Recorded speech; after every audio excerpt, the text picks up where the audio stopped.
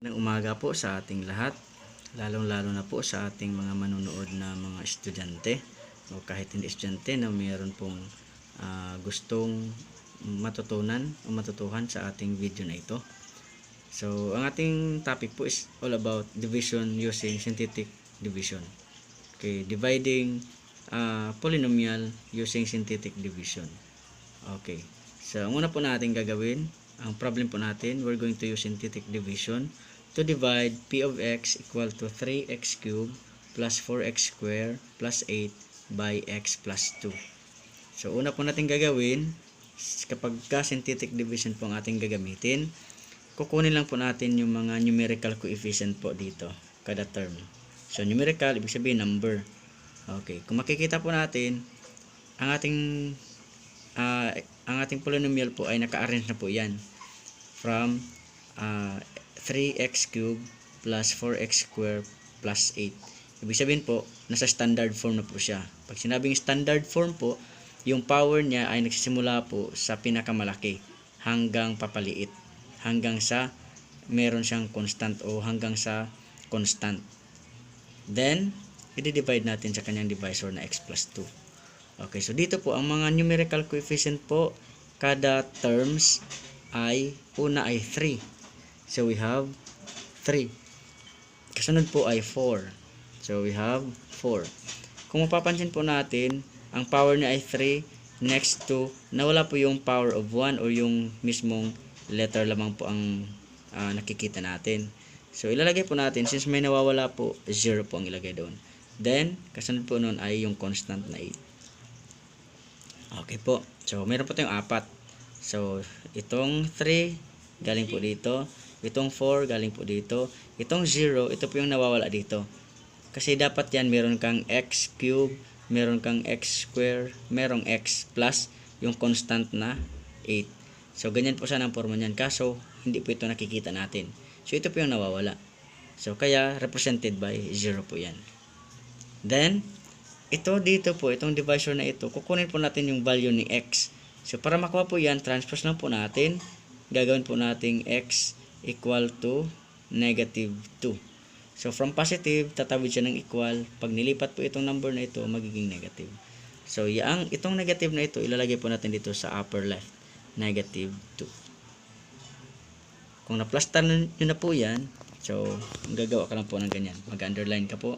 Then, ang kasunod pong gagawin, itong unang term, ito po i-bring down po natin agad. So, ganyan po. Kasunod po, itong 3, iti-times nyo po dito sa number na ito. So, 3 times 2, that is 6. So, since ang 2 ay negative, ang 3 ay positive. So, hindi sila pareho ang sign, magiging negative po ang x.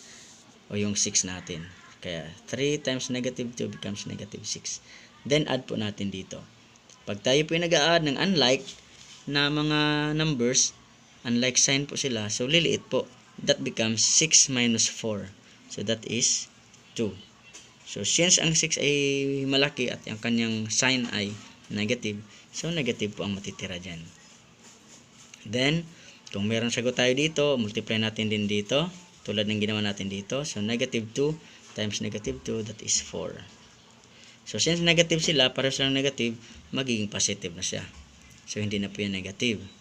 Kung meron na po tayo dito, add uli. So, since ang 4 at saka 0 ay pareho ang sign, so that is neutral ang 0. So, 4 plus 0 becomes 4 pa din. Then, kung meron tayong sagot dito, multiply ulit tayo dito. So, that is 4 times negative 2, that is 8. So, since ang 2 ay negative, ang 8 ay magiging negative. Okay po, so add po tayo. Since hindi sila pareho ng sign, automatic, magdideduct po tayo. Magbabawas. So, 8 minus 8 becomes 0. Okay po. So, ito na pong natitira natin. So, we have 3, negative 2, and 4. So, anong gagawin po natin? So, itong 3, negative 2, at 4, ito na po yung ating sagot na kung saan si R, siya po yung remainder. Ay, yung 0, ito po yung remainder. At si 3, siya po yung magiging 3x. At si 2, square, At si 2, siya yung negative 2x. At si 4, siya po yung pang last natin. That is plus 4. Remainder is 0. So, ito na po yung ating final na sagot. Nung dinivide natin ang 3x cubed plus 4x squared plus 8 by x plus 2. Okay po. So, kung i-check po natin sa long division, yan po yung magiging ganito. 3x cubed plus 4x squared plus 8 divided by x plus 2. Na kung saan ang sagot natin dito ay 3x squared. So 3x squared times x, that becomes 3x cubed. Then 3 times 2, that is 6x squared. Then change sign, naging negative, ito yung magiging negative.